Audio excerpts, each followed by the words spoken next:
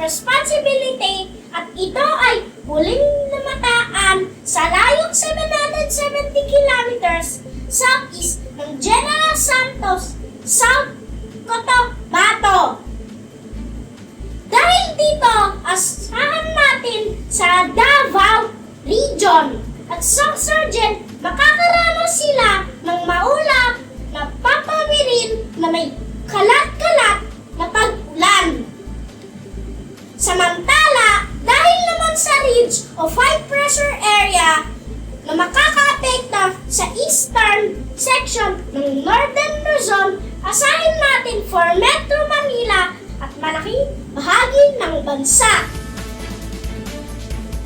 Makakaranas pa rin tayo ng mainit o maalinsangan na panahon na may mga tsansa pa rin ng localized thunderstorm lalo na sa hapon at gabi.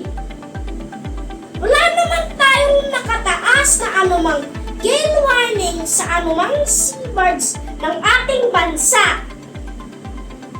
Magiging mainit pa rin ang ating panahon sa susunod na 3 araw pero hindi pa rin mawawala ang localized thunderstorm lalo na sa hapon at sa gabi. Kaya ang tabayanan po natin ang nilalabas na thunderstorm advisory ng Pag-asa. Iba ang una sa balita.